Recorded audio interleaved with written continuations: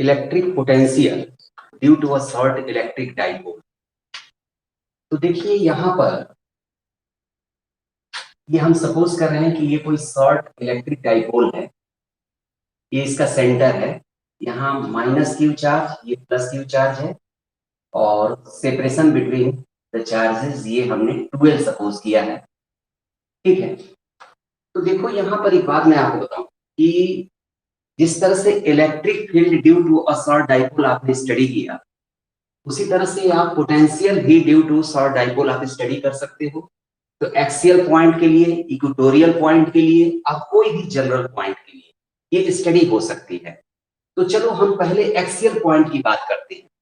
तो यहाँ पर मान लो ये पॉइंट ए है, ये पॉइंट बी है, और सेंटर ये ओ है, और सेंटर से आर डिस्टेंस पर एक पॉइंट आप पी कंसीडर करें, और यहाँ पर हमको पोटेंशियल हमको जो है कैलकुलेट करनी है। तो बेटा पोटेंशियल जो है वो आपका क्या है, स्केलर क्वांटिटी है। तो potential due to positive charge, potential due to negative charge आप कैलकुलेट करिए और दोनों को आप ऐड कर दीजिए, यही नेट पोटेंशियल होगा। बहुत ही सिंपल है। तो अब जरा इसको थोड़ा सा देख लीजिए। तो potential due to positive charge, इसको हम वीवी सपोज कर रहे हैं कि ये वीवी है, तो ये वीवी कितना होगा, 1/4 पाई एप्सिलॉन नॉट के इंटू क्यू अपान डी से पी की डिस्टेंस कितनी हो जाएगी, आर माइनस एल। ये सब आप समझ रहे हैं अच्छे से, कोई दिक्कत नहीं है। ठीक है, ये potential due to positive charge हो गया। Potential due to negative charge क्या होगा, ये वीए इसको हम ले रहे हैं, ये होगा 1/4 पाई एप्सिलॉन नॉट के minus Q upon R plus L. तो हाँ बेटा, 1/4 पाई एप्सिलॉन नॉट के क्या के, हाँ वो कहाँ से आ गया सर? 1/4 पाई एप्सिलॉन नॉट के, यस सर, उसमें के कहाँ से आ गया? अरे भाई फिर कल भी इसी पर बहस थी और आज फिर उसी पर लेकर के तुम अटक गए। हम ये कह रहे हैं कि भाई अगर मान लो कि इस चार्ज और इस पॉइंट के बीच कोई डाइइलेक्ट्रिक मीडियम होगा तो उसकी के की वैल्यू समथिंग होगी, अदरवाइज के की वैल्यू 1 है। आप नहीं लिखना चाहते हैं मत लिखिए, चलिए अब नहीं मत लिखिए इसको, कोई भी बात नहीं है। लेकिन जब डाइइलेक्ट्रिक मीडियम आएगा तो के आएगा ना, ये तो कूलम्ब्स लॉ में हम लोग स्टडी कर चुके हैं। तो कोई डाइइलेक्ट्रिक मीडियम होगा तो के होगा, अदरवाइज के नहीं होगा। तो आप मत लीजिए के, कोई फर्क नहीं पड़ता, और आप लेते हैं तब भी कोई बात नहीं है, आप जनरल फार्मूला आप यूज कर रहे हैं, है ना। आपका स्पेस या अगर एयर है तो के की वैल्यू 1 ले लीजिए, 1/4 पाई एप्सिलॉन नॉट की एज अ होल वैल्यू जो होती है वो आप ले लीजिए। तो इस तरह से आप इस पे मत परेशान होइए कि के हमने क्यों लिखा, के हम लिखे कि ना लिखें, ये माने कोई प्रॉब्लम नहीं है, ये मतलब डिस्कशन का सब्जेक्ट नहीं हो सकता है। बात समझ रहे हो आदित्य? हाँ, तो इसको लेकर के परेशान बेटा मत हो तुम लोग, ठीक है। हम जनरल फार्मूला लिख रहे हैं इसलिए के मेंशन कर रहे हैं, अदरवाइज नहीं मेंशन करेंगे। हम एयर या स्पेस के लिए केवल अगर स्टडी कर रहे हैं तो हम के को मेंशन नहीं करेंगे। मत करो, कोई दिक्कत नहीं है, चलो हमने नहीं किया, ठीक है। तो potential due to positive charge, potential due to negative charge, potential due to a point charge कल हम लोगों ने स्टडी किया था, उसी फार्मूले को हमने यहाँ पर यूज कर लिया है। तो potential due to positive charge, potential due to negative charge हमने कैलकुलेट कर लिया, और प्रिंसिपल ऑफ सुपरपोजिशन भी कल हमने बताया था आपको, potential due to multiple charges. तो अब यहाँ पर ये पॉइंट पी पर जो नेट पोटेंशियल होगा वो क्या होगा भाई, ये दोनों का सम होगा, वीबी प्लस बीए, इन दोनों का अलजेब्राइक सम होगा। तो भाई देखो यहाँ पर Q/4 pi epsilon not common है, कॉमन ले लीजिए, तो यहाँ होगा 1/r माइनस एल और माइनस 1/r प्लस एल, ठीक है, ये होगा। अब ये आपकी फिजिक्स हो गई, अब इसके बाद मैथमेटिक्स आप कर लीजिए। तो मैं कर रहा हूँ Q/4 pi epsilon naught, LCM आपका R square minus L square होगा, आर इन minus L into R plus L, ठीक है। तो यहाँ होगा आर प्लस एल, अब माइनस आर माइनस एल, तो ये होगा आर प्लस एल, ये हो जाएगा, नेगेटिव साइन है ना, प्लस हो जाएगा। तो आर से आर हमारा कैंसिल हो गया, तो ये हो गया Q/4 pi epsilon not into 2l/r square minus L square.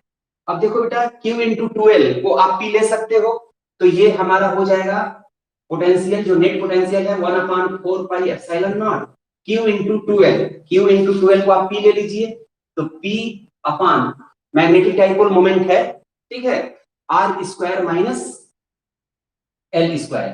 तो ये तो फार्मूला खैर है, लेकिन आप शॉर्ट डाइपोल स्टडी कर रहे हो तो शॉर्ट डाइपोल के केस में हम एल को बेटा अगर इग्नोर कर दें आर के रिस्पेक्ट में, ठीक है, L is much less than अगर आर हम लेते हैं, ठीक है, तो यहाँ पर R square minus L square को हम अप्रॉक्स हम आर स्क्वायर कंसीडर कर सकते हैं।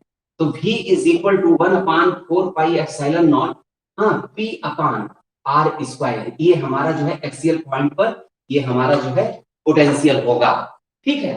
तो एक्सियल पॉइंट पर पोटेंशियल के लिए ये फार्मूला हम यूज करेंगे।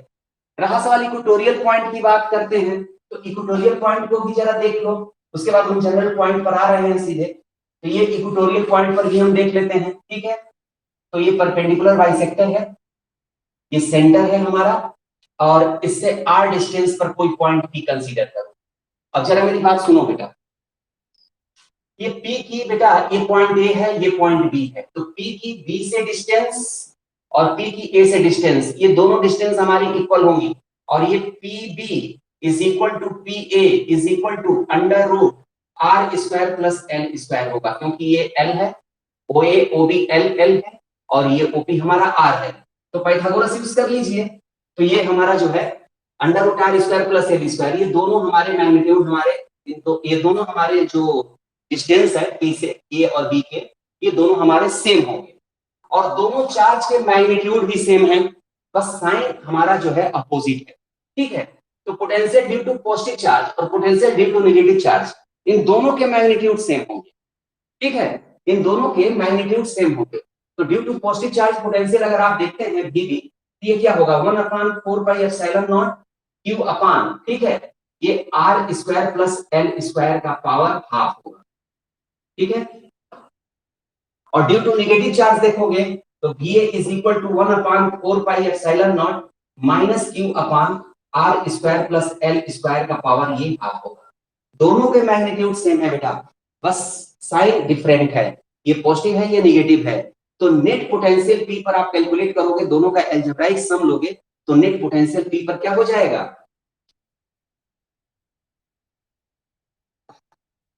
लो जीरो, हाँ जीरो जीरो ठीक है। तो नेट पोटेंशियल हमारा जो है यहाँ पर जीरो हो जाएगा, ठीक है।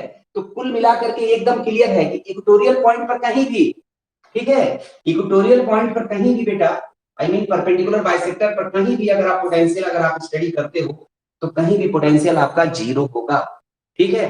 तो इसका मतलब ये हुआ कि कोई भी अगर बेटा डाइपोल है, इलेक्ट्रिक डाइपोल है, तो उसके परपेंडिकुलर बाइसेक्टर पर किसी भी चार्ज को अगर हम मूव कर रहे हैं किसी पॉइंट से किसी पॉइंट तक, कहीं भी से कहीं ले जाए, यहाँ से यहाँ ले जाते हैं, ओरिजिन से ऊपर ले जाते हैं, ओरिजिन से नीचे लाते हैं, कहीं भी अगर उसे मूव कर रहे हैं तो पोटेंशियल किसी भी पॉइंट का जीरो है, तो पोटेंशियल डिफरेंस बिटवीन 2 पॉइंट वो भी हमारा जीरो होगा, तो वर्क डन भी हमारा जीरो होगा, ठीक है। तो ये एक्सियल पॉइंट और इक्वेटोरियल पॉइंट, ये दोनों आप मतलब जो है अपने नोटबुक में अपने हिसाब से कर लीजिएगा, ये दोनों हमने समझा दिया, ठीक है। अब जनरल पॉइंट के लिए हम काम करने जा रहे हैं, और उससे हमारा ये दोनों केस भी डिस्कस हो जाते हैं। अगर जनरल फार्मूला हमारे पास है तो ये दोनों केस भी डिस्कस हो जाते हैं, और उसी पर हम फोकस करने जा रहे हैं। तो इसमें कहीं कोई डाउट तो नहीं है किसी को? हाँ, इसमें डाउट नहीं होना चाहिए, एकदम बिल्कुल इजी है, आप इजीली कर सकते हो। अब हम आते हैं बेटा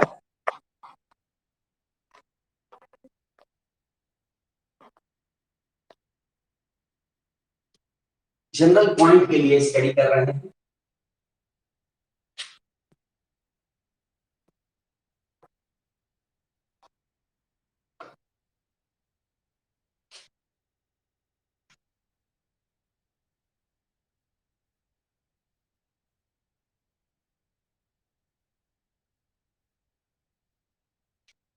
तो ये हमारा टॉपिक है potential due two of short electric dipole. चलिए देखो बेटा, ये हमारा इलेक्ट्रिक डाइपोल हमने लिया है, माइनस क्यू चार्ज, ये प्लस क्यू चार्ज है, इस पॉइंट को मैंने ए कह दिया, इसको बी कह दिया, इसको मैंने ओ कह दिया, ठीक है।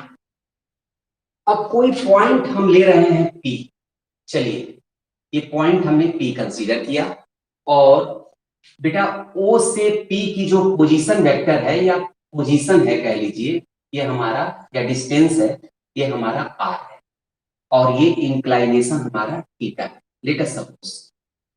ठीक है, पोलर कोऑर्डिनेट हमने लिया, P का पोलर कोऑर्डिनेट R थीटा है। ठीक है, तो R O से P की डिस्टेंस है, और OP लाइन की जो है मैग्नेटिक डाइपोल मोमेंट से इंक्लाइनेशन हमारा थीटा है। ठीक है, अब इस पॉइंट P पर हमको इलेक्ट्रिक डाइपोल सॉरी पोटेंशियल हमको जो है ड्यू टू डाइपोल हमको फाइंड आउट करना है। तो काम तो वही करना है, प्रिंसिपल ऑफ सुपरपोजिशन ही फॉलो करना है। तो potential due to positive charge and potential due to negative charge, ये हम कैलकुलेट करेंगे। जब ये कैलकुलेट करने की बात आती है बेटा, तो कुल मिलाकर के B से P की डिस्टेंस और A से P की डिस्टेंस हमको चाहिए। इसको हमने R1 सपोज कर लिया, इसको हमने R2 सपोज कर लिया। डायग्राम साफ साफ दिखाई दे रहा है ना सबको? हाँ, डायग्राम में कोई प्रॉब्लम होगा तो बताना बेटा, क्योंकि ये इसी में समझना है आपको पूरी बात। तो अब हमने B से P की डिस्टेंस को R1 और A से हमने R2 सपोज कर लिया है। ठीक है, अब जरा ध्यान दो, ये ज्योमेट्री जो है यहां पर हम यूज कर रहे हैं इन ट्रायंगल POB, तो R1 square is equal to होगा, ठीक है, ये L है बेटा, ये भी L है, OB और OA ये L और L है। ठीक है, सेंटर हमने लिया ना, दोनों चार्ज के बीच का सेपरेशन 2L है। ठीक है, तो ये होगा हमारा R स्क्वायर, एक मिनट, R1, हाँ R1 ले रहे हैं, L square plus R square plus 2RL cos 180 minus theta, ये R1 होगा। और इस ट्रायंगल हम PAO को कंसीडर करें तो ये R2 स्क्वायर हमारा होगा L square plus R square minus 2RL cos theta. ठीक है, ये हमारी वैल्यू R1 और R2 की होगी। ठीक है, तो ये जो है बाई ज्योमेट्री हमने ये फार्मूला मैंने लिखा है। अब देखो बेटा, एक काम करते हैं हम, एक्चुअल में potential due to positive charge हमको कैलकुलेट करना है, 1/R1 चाहिए हमको। ठीक है, 1/4 पे epsilon naught Q by R1, तो यही हमको कुल मिलाकर 1/R1 की वैल्यू चाहिए, यहाँ 1/R2 की वैल्यू चाहिए। तो R1 और R2 को पहले हम सॉल्व कर लें, तो ये होता है, ये बाई ज्योमेट्री ये होगा।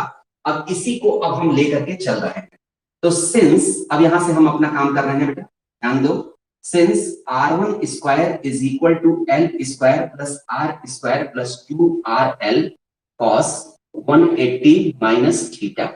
अब इसको सिंप्लीफाई करते हैं, तो ये होगा L square plus R square, है ना, cos 180 माइनस थीटा, बेटा क्या होगा, माइनस कॉस, हाँ minus cos theta, second coordinate में है, ASTC रूल फॉलो करिए, तो ये होगा माइनस 2RL cos थीटा।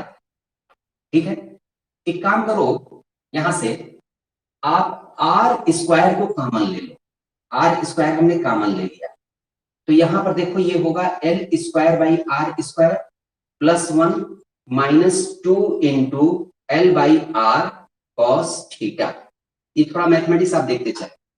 ठीक है, अब देखिए बेटा यहां पर ये R1 स्क्वायर ये है। ठीक है, तो एक काम करते हैं, R1 की वैल्यू निकालते हैं, तो R1 इज इक्वल टू होगा R L square plus upon R square plus 1 minus 2 into L by R cos theta का पावर हाफ। हमने दोनों तरफ स्क्वायर रूट ले लिया। ठीक है, अब देखिए यहां पर since L is much less then R, हम शॉर्ट इलेक्ट्रिक डाइपोल कंसीडर कर रहे हैं। ठीक है, तो L की वैल्यू R के रिस्पेक्ट में हम इग्नोर कर दें, तो this implies that L square by R square tending to 0, इसको हम इग्नोर कर देंगे, तो ये हमारा R1 हो जाएगा, R1 is equal to R in bracket 1 minus 2 into L by R cos theta to the power half, ये होगा। अब एक काम करते हैं बेटा, इसका हम लोग रेसिप्रोकल ले लेते हैं। ठीक है, इसका रेसिप्रोकल ले लेते हैं, तो 1/r1 is equal to 1/r in bracket होगा 1 minus 2 into L/r cos theta to the power -12। बोलिए ये लाइन आपको समझ में आई? रेसिप्रोकल ले लिए हैं बेटा, रेसिप्रोकल हमने ले लिया, ठीक है। तो रेसिप्रोकल लिया तो ये हमारा 1/r1 is equal to 1/r in bracket 1 minus 2 L/r cos theta to the power -12 हो जाएगा, ठीक है। अब इसको binomial theorem for any index बेटा आप यूज करिए और इसमें हायर पावर को इग्नोर कर दीजिए, ठीक है। तो मैं जो यूज कर रहा हूं मैं लिख दे रहा हूं, use binomial theorem for any index and ignore higher powers, ठीक है। तो हायर पावर्स को हम इग्नोर करेंगे तो ये क्या होगा, 1, ये फार्मूला बेटा आपको पता होगा, मैं याद दिला दे रहा हूं, 1 plus x to the power n is equal to 1 plus nx, ठीक है। अब हम हायर पावर माने सेकंड डिग्री थर्ड डिग्री हम इग्नोर कर रहे हैं, क्या होता है n minus 1 upon factorial 2x square and so on. तो हम बस दो टर्म हम यहाँ पर कंसीडर करेंगे 1 प्लस nx, तो यहाँ पर ये हो जाएगा 1/r1 is equal to 1/r, ठीक है, 1 ठीक है, प्लस n ये है हाफ और x है -2 L/r cos थीटा, तो ये माइनस माइनस प्लस हो जाएगा, तो 1/2 into 2 into L/r cos theta ये हो, तो 2 से 2 ये हमारा कैंसिल हो गया, ठीक है। तो 1/r1 इज इक्वल टू होगा 1/r 1 plus L/r cos theta, ये वैल्यू होगी 1/r, ठीक है। कहीं कोई डाउट तो नहीं है, देख लीजिए, अगर कहीं कोई प्रॉब्लम हो रही हो तो बताइए, ठीक है।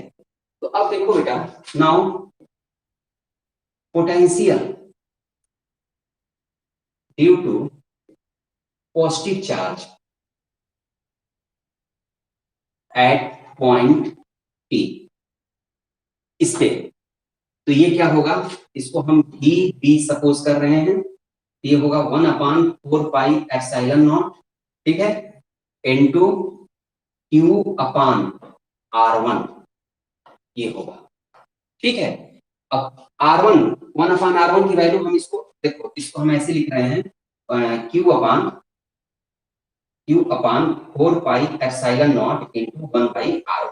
अब 1/R1 की वैल्यू मैं पुट कर रहा हूं यहाँ पर, तो ये होगा Q/4πε0 into 1/R 1 plus L/r cos theta, तो ये हमारा VV हुआ, ठीक है। इसको हमने इक्वेशन फर्स्ट बना लिया, तो VV आप देख लीजिए, इसी तरह से हम VA भी कैलकुलेट करेंगे और उसके बाद जो है फिर हम लोग जो है इन दोनों को ऐड करेंगे।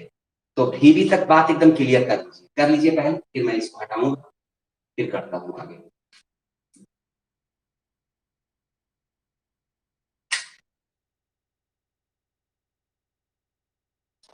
L/r²,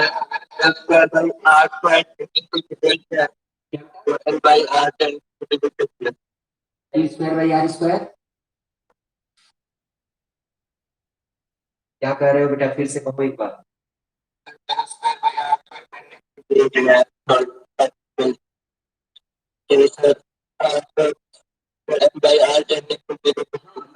मैं बता रहा हूँ एक्चुअल में क्या है कि देखो बेटा, L को आपने R के रिस्पेक्ट में नेग्लेक्ट किया है, तो L/r ऑलरेडी बहुत एक स्मॉल क्वांटिटी होगी और उसका स्क्वायर और स्मॉल हो जाएगा, बस समझ रहे हैं। तो स्क्वायर या क्यूब, अगर इस तरह के जो हायर पावर्स है उसको हमने इग्नोर किया, ठीक है। L/r ऑलरेडी बहुत ही स्मॉल क्वांटिटी होगी, लेकिन इसका स्क्वायर और स्मॉल होगा, तो L/r जो है उससे माने ये स्मॉल हो जाएगा, 0.1 का स्क्वायर जैसे 0.01, समझ रहे हैं ना।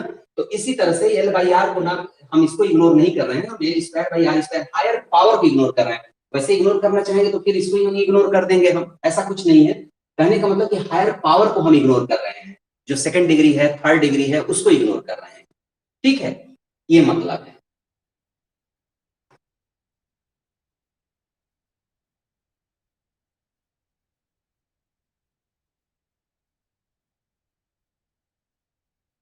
हो गया बेटा? हो जाए तो बताइएगा।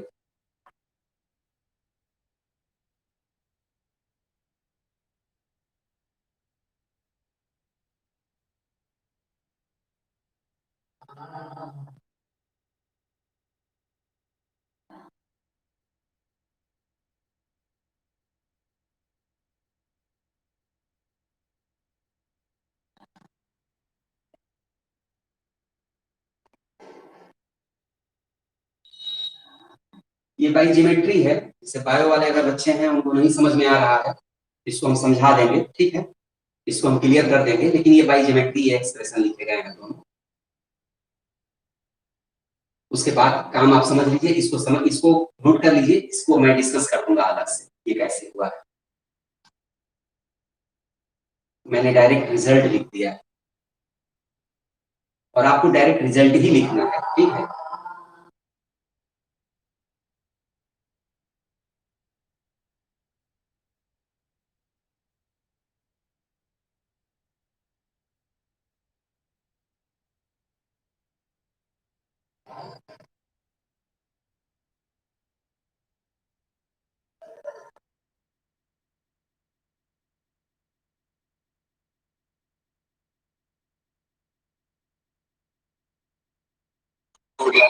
ठीक।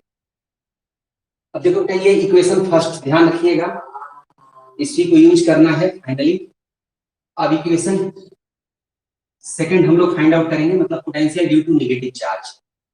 तो देखिए ये कैसे करेंगे हम।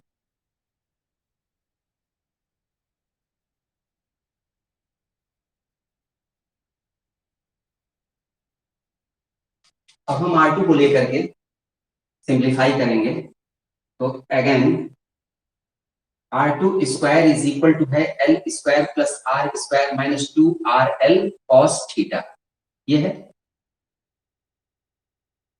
अब देखिए यहां पर आप R स्क्वायर कॉमन लीजिए, L square by R square minus 2 into L by R cos theta ये होगा। एक टर्म छूट गया है, L square by R square plus 1। ठीक है, अब यहां पर वही बात, since L is much less then R, therefore L square by R square can be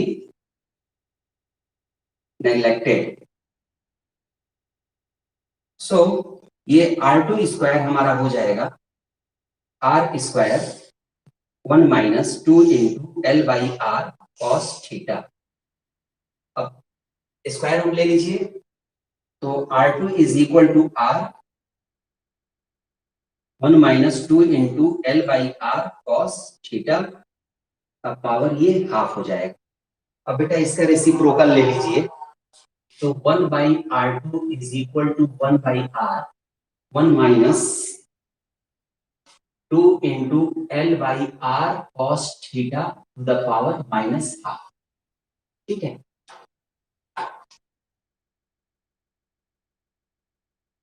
clear है ना?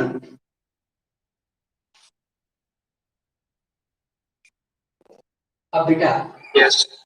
इसको सिंप्लीफाई हम लोग करते हैं, तो वही binomial theorem, by use binomial theorem for any index. ठीक है, एंड इग्नोर हायर पावर्स। तो यहां पर 1 by R2 is equal to 1 by R।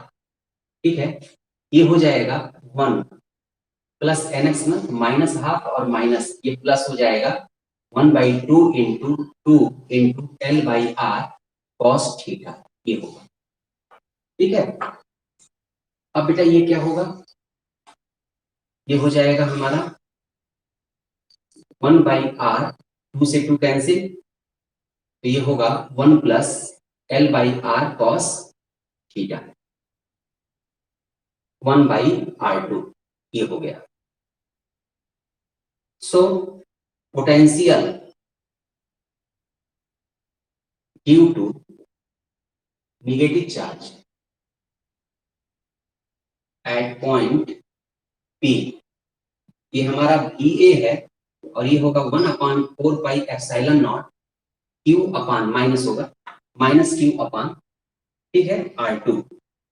अब इसको आप लिख सकते हो -Q/4πε0 इंटू 1/R2।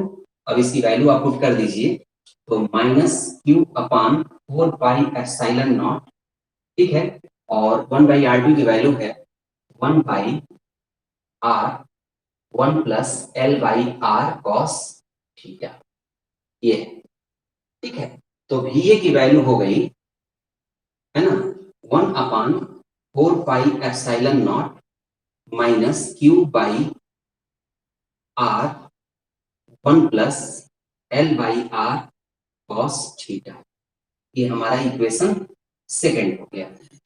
तो due to negative charge and due to positive charge, ठीक है, ये दोनों वैल्यूज हम लोगों ने फाइंड आउट कर लिया। अब इसको भी कर लो, फिर हम फाइनल रिजल्ट फाइंड आउट करें।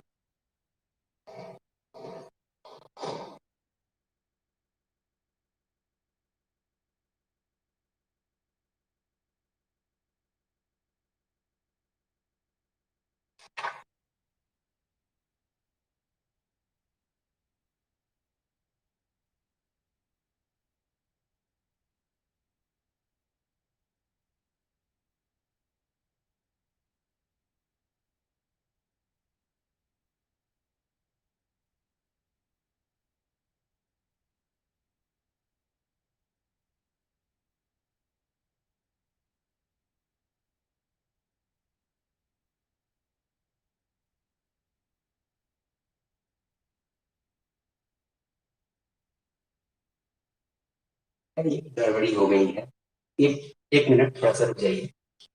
यहाँ पर ये R2 स्क्वायर की वैल्यू जो मैंने रखा है, सॉरी, ये प्लस ही होता है, ये प्लस होता है बेटा, ठीक है ना, ये प्लस होता है, इसीलिए हम कह रहे हैं कि क्यों प्लस ही आ रहा है वहां पर। तो इसको सॉल्व करोगे ये प्लस ही होगा, केवल साइन चेंज करना पड़ेगा, ये प्लस होगा, ये प्लस होगा, ये प्लस होगा, ठीक है, यहाँ पर ये प्लस होगा और यहाँ पर ये चीज माइनस हो जाएगा। थोड़ा सा करेक्शन कर लीजिए, ये माइनस हो जाएगा, तो ये हमारा माइनस होगा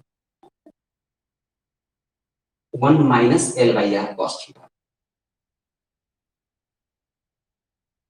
इक्वेशन सेकंड सही कर लीजिएगा। चलो यहाँ पर साइन माइनस मैंने लिख दिया था, इसकी वजह से प्रॉब्लम आई।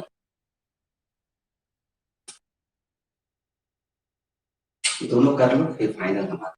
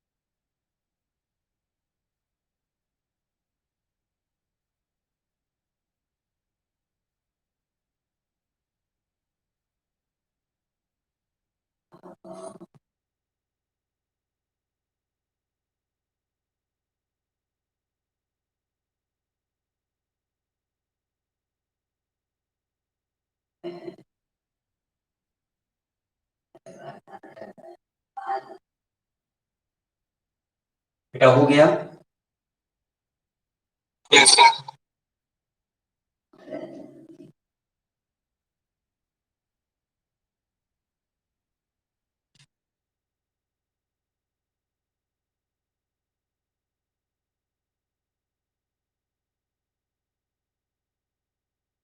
देखिए, तो net potential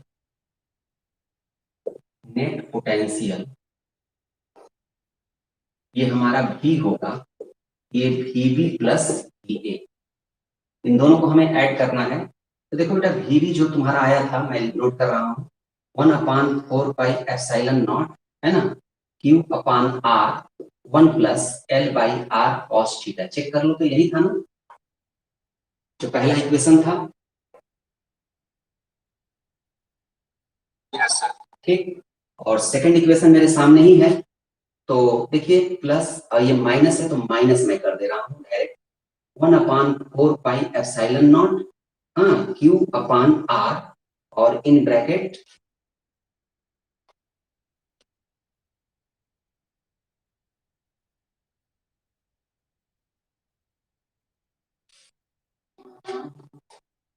1 - L/R cos theta. ठीक है, अब जरा देखिए यहाँ पर 1/4 पाई एप्सिलॉन नॉट Q/R, यहाँ दोनों में कॉमन है, दोनों टर्म में ये कॉमन है, और यहाँ से हम इसको कॉमन ले लेते हैं और इसको सिंप्लीफाई करते हैं। तो ये होगा, यहाँ है 1 + L/R cos थीटा, और ये माइनस, ठीक है, और ये है 1, माइनस माइनस ये प्लस हो जाएगा, L/R cos थीटा। अब यहाँ 1 से 1 हमारा कैंसिल हो गया, ये होगा 1/4 पाई एप्सिलॉन नॉट Q/R, ठीक है, और L/R cos थीटा और L/R cos थीटा, ये होगा 2L/R cos थीटा। ये हमारा रिजल्ट है। अब इसको हम सिंप्लीफाई कर लें, ठीक है, तो V इज इक्वल टू, देखिए, 1/4 pi epsilon not into Q into 2L, एक साथ ले रहे हैं, तो Q into 2L cos theta upon R square, R और R, ये R स्क्वायर हो गया, और Q इंटू 12 को हम P लिख लें, तो V is equal to 1/4 pi epsilon naught, है ना, P cos theta upon R square. ये हमारा result, potential due to a short electric dipole at any point, ये हमारा रिजल्ट है। अब देखिए, इसी रिजल्ट से ये हमारे जो दोनों केस हैं, एक्सियल पॉइंट और इक्वेटोरियल पॉइंट, वो भी इससे फाइंड आउट आप कर सकते हैं। बहुत ही सिंपल है। तो फॉर एक्सियल एक्सियल पॉइंट, ठीक है, लेकिन अगर देखिए एग्जाम में अगर एक्सियल पॉइंट के लिए आता है, इक्वेटोरियल पॉइंट के लिए आता है, तो इस फार्मूले से आप मत करिएगा।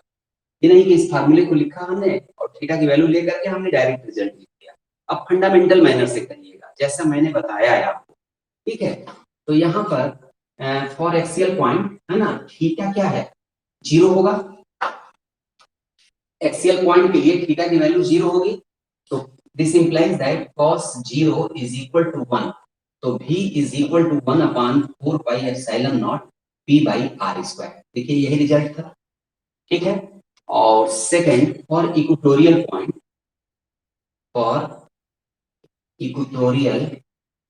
पॉइंट थीटा हमारा 90 डिग्री होगा, है ना, परपेंडिकुलर बाइसेक्टर पे आप ले रहे हो ना, तो थीटा हमारा 90 होगा, तो cos 90 की वैल्यू हमारी होती है 0, तो V इज इक्वल टू आएगा 0। इससे दोनों केस भी आपका हम डिस्कस कर सकते हैं, ठीक है, लेकिन हाँ, एग्जाम के लिए नहीं है।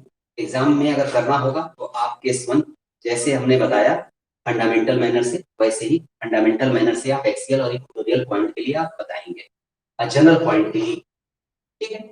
वैसे इंपॉर्टेंट तो यही है, एग्जाम पॉइंट ऑफ व्यू से इंपॉर्टेंट, देख लीजिए इसको।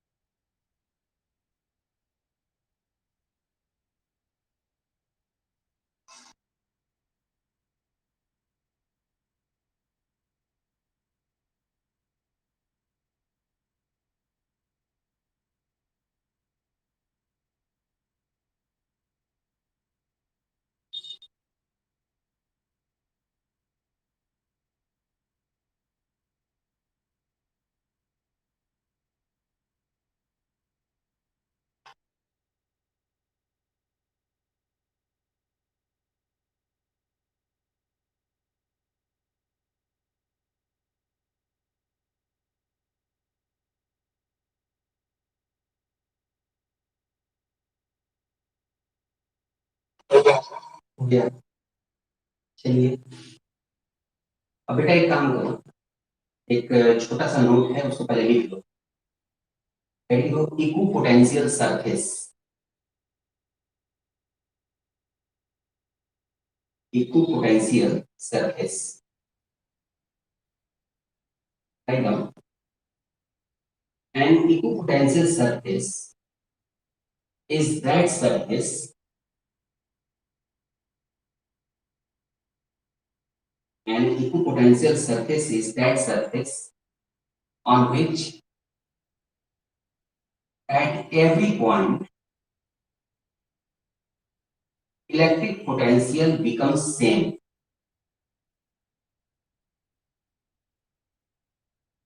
On which at every point electric potential becomes same. So no work is done. So no work is done in moving the charge from one point to another.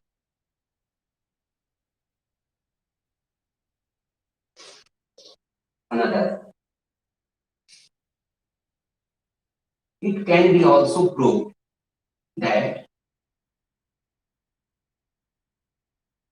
for any charge configuration,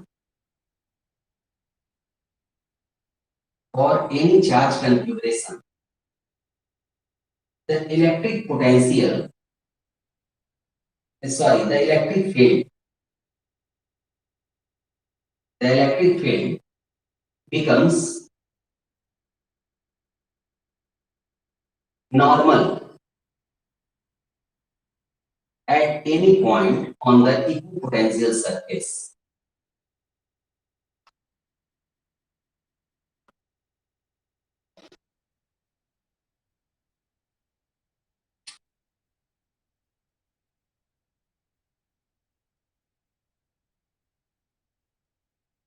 अब देखो बेटा सुनो, ये equipotential surface क्या है इसको जरा समझ लें।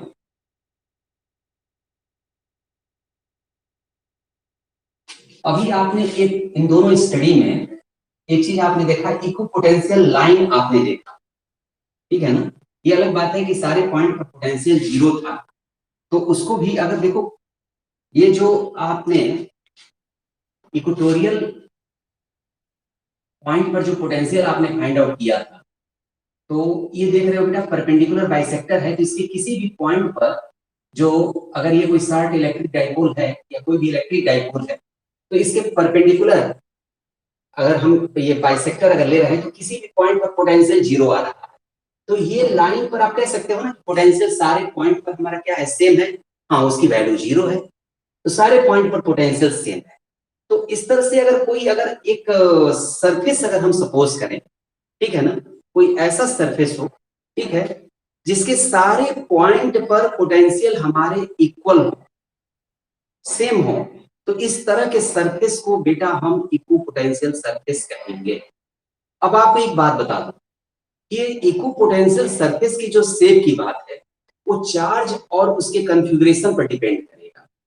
जैसे पॉइंट चार्ज की अगर आप बात करते हो बेटा, जरा बात को समझिए, मैंने क्या कहा इक्विपोटेंशियल सरफेस, तो इक्विपोटेंशियल सरफेस मतलब कि एक ऐसा सरफेस है जिसके सारे पॉइंट पर पोटेंशियल हमारे सेम है, इक्वल है।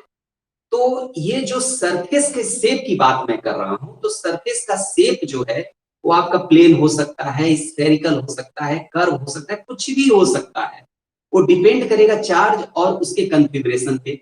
तो जैसे मैं ये कह रहा हूं कि जैसे कोई पॉइंट चार्ज अगर हम कंसीडर करते हैं, तो पॉइंट चार्ज से इक्विडिस्टेंस के जितने भी पॉइंट्स हैं वो सारे पॉइंट पर पोटेंशियल सेम होगा, ठीक है। तो उन सबका लोकस अगर आप स्टडी करो तो लोकस क्या होगा, स्फीयर होगा, और वो चार्ज उसके सेंटर पे होगा। तो पॉइंट चार्ज के केस में हमारा इक्विपोटेंशियल सरफेस कैसा मिला, स्फेरिकल मिला, ठीक है। तो इस तरह से हमारा जो है, अगर कोई मान लीजिए कि अगर कोई एक सरफेस है जस्ट लाइक दिस बोर्ड, ठीक है, और ये बेटा यूनिफॉर्मली चार्ज्ड है, तो इसके पैरेलल कहीं भी आप कोई सरफेस कंसीडर करेंगे, ठीक है, इस प्लेन के पैरेलल कहीं भी कोई सरफेस आप कंसीडर कर रहे हैं, तो इस सरफेस से उसकी नॉर्मल डिस्टेंस किसी भी पॉइंट पर सेम है, तो वो सरफेस आपका इक्विपोटेंशियल सरफेस की तरह बिहेव करेगा। वो जो सरफेस आप कंसीडर कर रहे हैं उसके भी सारे पॉइंट पर पोटेंशियल हमारे सेम होंगे।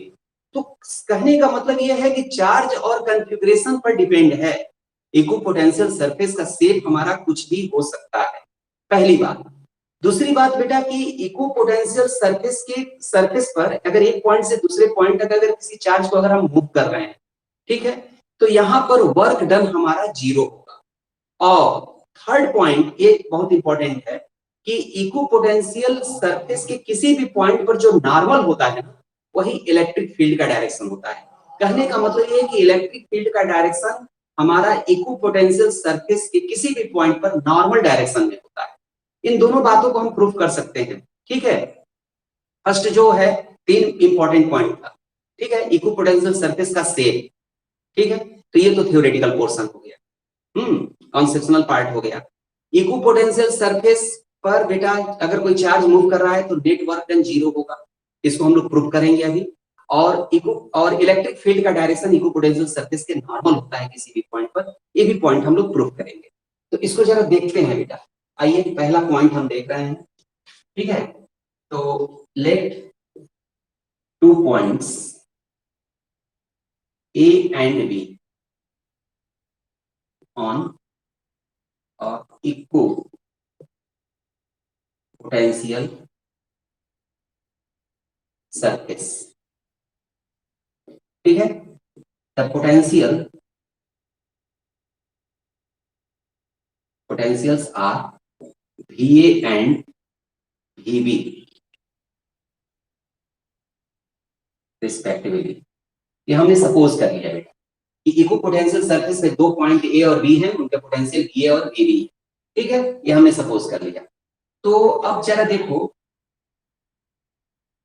If a charge Q moves from A to B, net work done W is equal to charge into what, potential difference, ठीक है। तो कुल मिलाकर के ये होगा Q इंटू डेल्टा VAB, और ये होगा Q into VB minus VA, ये होगा, ठीक है। Network done. अब जरा देखो, since surface is equipotential surface, therefore Va is equal to क्या होगा, Vb हो जाएगा। ये दोनों पोटेंशियल हमारे क्या होंगे, सेम होंगे, ठीक है। सरफेस इक्विपोटेंशियल सरफेस है तो दोनों पॉइंट के पोटेंशियल हमारे इक्वल होंगे, तो देयरफॉर हाँ, ये Va Vb माइनस Va ये क्या होगा बेटा, ये जीरो हो जाएगा। So work done W is equal to zero होगा। तो इक्विपोटेंशियल सरफेस के किसी भी एक पॉइंट से दूसरे पॉइंट तक अगर कोई चार्ज अगर मूव कर रहा है तो नेट वर्क डन जीरो होगा। इसको एज अ रिजल्ट हम यूज करेंगे, इसको प्रूव करने की जरूरत नहीं है, ये हमारा रिजल्ट है। तो ये पहला पार्ट तो ये था, ठीक है, समझ में आया सबको,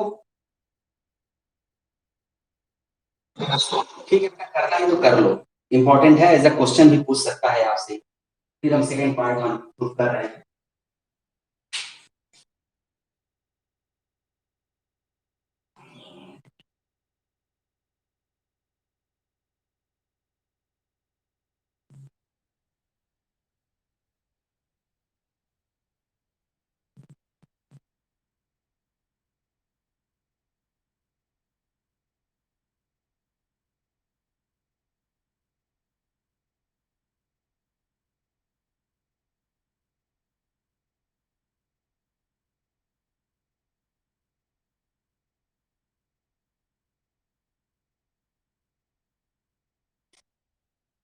अभिनंदन है ना, आदित्य,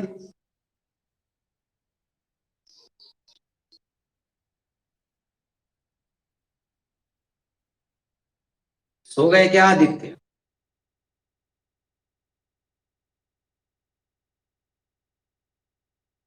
भूल ही नहीं रहा।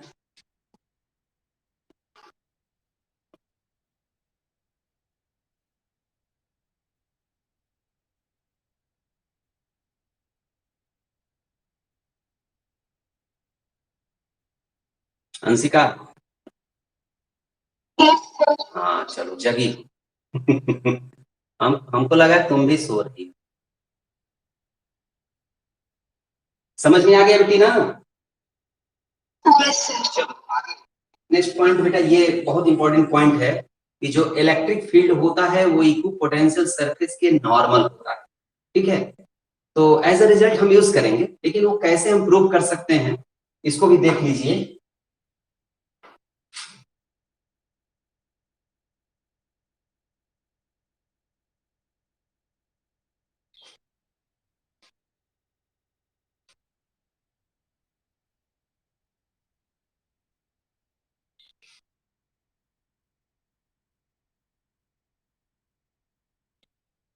हम्म, अब देखो बेटा, सपोज हम कर रहे हैं ये कोई इक्विपोटेंशियल सरफेस है, लेट अस सपोज। तो इलेक्ट्रिक फील्ड किसी भी पॉइंट पर नॉर्मल नहीं है, ये इंक्लाइंड है। कंट्राडिक्टरी प्रूफ हम दे रहे हैं, मान लो।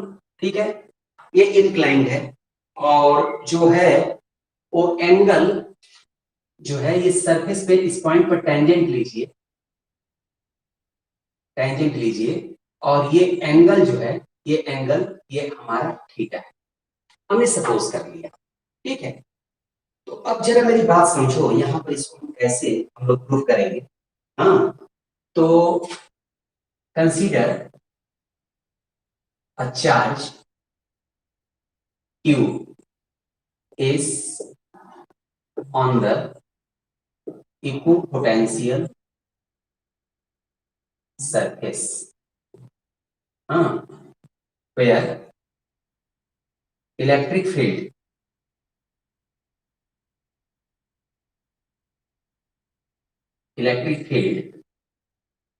is E, हमने सपोज कर लिया। तो therefore force experienced by charge, that is F is equal to Q into E, ये होगा। ठीक है बेटा, तो फोर्स इस चार्ज पर Q इंटू ई होगा। Now for a small displacement dl हमने सपोज कर लिया on the surface, let small work done is dw। तो देयरफॉर dw की वैल्यू क्या होगी भाई? F डॉट dl, ये होगा। बोलिए, वेरी स्मॉल डिस्प्लेसमेंट dl के लिए small work done F dot dl, force और डिस्प्लेसमेंट का डॉट प्रोडक्ट होगा। अब यहां पर F की वैल्यू है QE डॉट dl। ठीक है, अब A डॉट B क्या होता है? A B cos थीटा, तो इसको हम लिखेंगे QE dl cos theta, where theta is what? Angle between dl and E, ये है ना, where theta is the angle between dl vector and E vector, E vector। ठीक है, तो ये बेटा dw के लिए ये हमने फंडामेंटल मैनर से हमने एक्सप्रेशन फाइंड आउट किया। अब देखो बेटा, since charge moves on equipotential surface,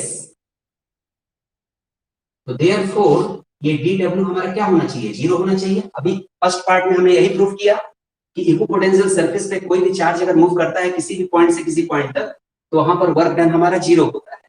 तो इक्विपोटेंशियल सरफेस के इस कॉन्सेप्ट को हम अगर यूज करें तो dw हमारा क्या होगा? जीरो होगा। तो सो ये हमारा QE dl cos theta is equal to क्या होगा? जीरो होगा। तो बेटा ना ही चार्ज जीरो है, चार्ज तो जीरो है नहीं, चार्ज तो आपने ले रखा है। E ये भी जीरो नहीं होगा, क्योंकि चार्ज कन्फिग्रेशन या चार्ज की वजह से ही तो इक्विपोटेंशियल सरफेस का एग्जिस्टेंस है और डिस्प्लेसमेंट हो ही रहा है। तो कुल मिलाकर के ये तीनों जीरो नहीं है, तो this implies that cos theta ही जीरो हो, ठीक है। This implies that theta is equal to 90 degree.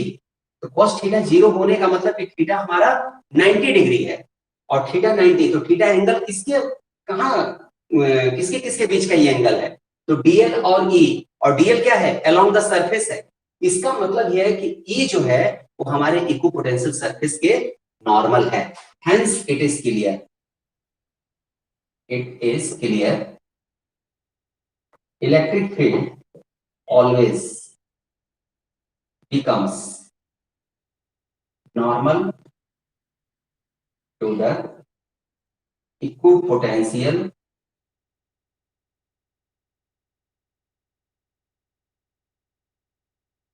Surface.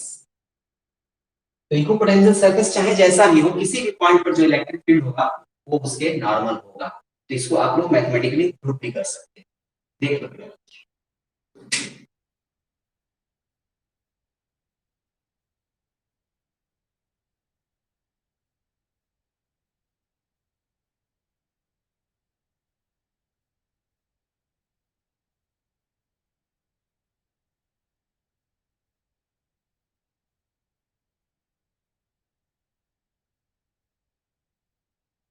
Sir वो क्यूई और डीएल में डीएल जीरो करेगा। क्यूवी डॉट डीएल, ये वर्क डन हम निकाल रहे हैं, फोर्स और डिस्प्लेसमेंट का डॉट प्रोडक्ट। तो ए डॉट बी क्या होता है, ए बी कॉस थीटा, तो ये क्यूवी डीएल कॉस थीटा होगा। थीटा क्या है, angle between E and DL है, ठीक है।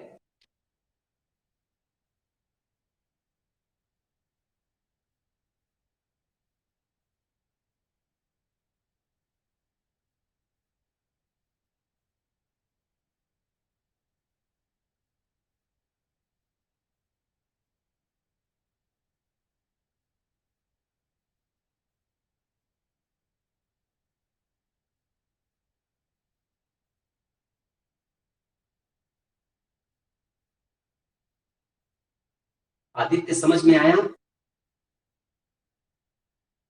Yes sir. ठीक, और किसी को कोई कंफ्यूजन हो बेटा तो पूछ लो, ये लर्न करने वाली चीजें नहीं है, समझे रहोगे तो कर लोगे कभी।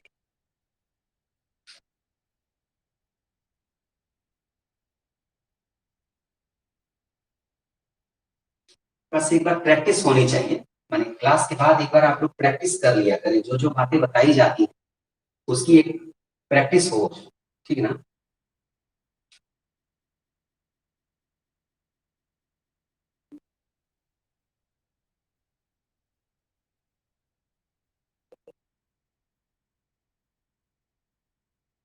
हो गया,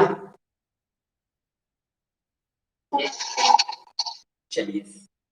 अब थोड़ा सा एक ये जैसे कि ये जो इलेक्ट्रिक फील्ड वाली जो बात मैं बता रहा हूँ, इसको थोड़ा सा और क्लियर कर दिया है। इस बात को बेटा ये हम लोग पहले भी हम आपसे डिस्कस किए, है ना। जब हमने इलेक्ट्रिसिटी स्टार्ट किया था, इलेक्ट्रिक फील्ड वगैरह बता रहे थे, उस समय हमने ये सब बातें डिस्कस की थी। ये है अलग बात है, मैथमेटिकली उसका हमने कोई प्रूफ नहीं दिया, ठीक है। अब जैसे मान लो बेटा, जैसे कि अभी आपने देखा कि मैंने बताया भी कि कोई अगर सिंगल चार्ज है, तो इसका जो इक्विपोटेंशियल सरफेस की बात मैं कह रहा हूँ, ये इक्विपोटेंशियल सरफेस आपका स्फेरिकल होगा, ठीक है, और चार्ज हमारा सेंटर पे है, ठीक है। तो ये सरफेस के सारे पॉइंट्स जो हैं स्फीयर के, वो इस चार्ज से इक्विडिस्टेंस हैं, तो इस सारे पॉइंट पर पोटेंशियल सेम होगा। और किसी भी पॉइंट पर इलेक्ट्रिक फील्ड की बात अगर हम करते हैं तो वो रेडियल डायरेक्शन होगा। तो अगर पॉजिटिव चार्ज है तो आउटवर्ड, नेगेटिव चार्ज है तो इनवर्ड, किसी भी पॉइंट पर ये रेडियल डायरेक्शन, ये रेडियल डायरेक्शन होगा, ठीक है। ये इलेक्ट्रिक फील्ड का डायरेक्शन, ये इलेक्ट्रिक फील्ड का डायरेक्शन जो होगा वो रेडियल डायरेक्शन। इसी तरह से अगर कोई मान लीजिए कि अगर कोई प्लेन है, अगर प्लेन है, ठीक है, ये प्लेन हमने नॉर्मल टू द बोर्ड हमने पुट किया है, और ये इसके सारे पॉइंट्स के पोटेंशियल सेम है, तो यहाँ पर इलेक्ट्रिक फील्ड बेटा ये नॉर्मल टू द प्लेन होगा, लाइक दिस, ऐसे होगा। तो ये बात है, मतलब इंक्लाइन नहीं होगा। इंक्लाइन होगा हाँ, जब हम किसी भी कंडक्टर को जब चार्ज करते हैं तो टेम्पररी जो है हमारा जो है वो इलेक्ट्रिक फील्ड हमारा नॉर्मल नहीं भी हो सकता है। एक्चुअल में चार्ज जब डिस्ट्रीब्यूट होता है उस समय पोटेंशियल सारे पॉइंट सेम नहीं होते। तो जब हमारा इक्विलिब्रियम स्टेब्लिश हो जाता है, आई मीन चार्ज अपने आप को इस तरह से डिस्ट्रीब्यूट कर लेता है सरफेस पे कि किसी भी दो पॉइंट के बीच का पोटेंशियल डिफरेंस 0 हो जाए, तो उस समय चार्ज का फ्लो स्टॉप हो जाता है। और जब चार्ज का फ्लो स्टॉप हो गया, आई मीन वो इक्विलिब्रियम गेन कर लिया, उस समय इलेक्ट्रिक फील्ड किसी भी पॉइंट पर नॉर्मल हो। बात समझ रहे हैं? तो ये बात को ध्यान रखिएगा, ये सब चीजें बहुत इंपॉर्टेंट हैं, क्योंकि अब हम लोग धीरे धीरे गॉस थ्योरम की तरफ हम लोग प्रोसीड कर रहे हैं, और जो कि बहुत एक इंपॉर्टेंट थ्योरम है और उसके एप्लीकेशंस वगैरह एग्जाम में आते हैं। ठीक है, तो आज इतना ही रहने देते हैं। कल हम लोग बेटा डिस्कस करेंगे जो है, इसी में अभी पोटेंशियल ही डिस्कस होगा। और एक बात और बताइए, देखिए भगना शुरू हो गया है, पूरी बात मैंने पूछा नहीं, कहा नहीं, और भगना शुरू हो गया। हाँ, कौन भग गया? अच्छा, आंशिका। हाँ, एक बात बताओ बेटा, ये मतलब स्क्रीन अब साफ सुथरा बिल्कुल सही आ रहा है ना? अब फुल स्क्रीन आपको दिखाई दे रहा है ना? चलिए ठीक है, यही पूछना था कि कहीं कोई डाउट होगा तो हम कॉन्फ़िगरेशन थोड़ा यहाँ से सेट कर लेंगे, अदरवाइज कोई दिक्कत नहीं है तो कोई बात नहीं। ठीक है, थैंक यू।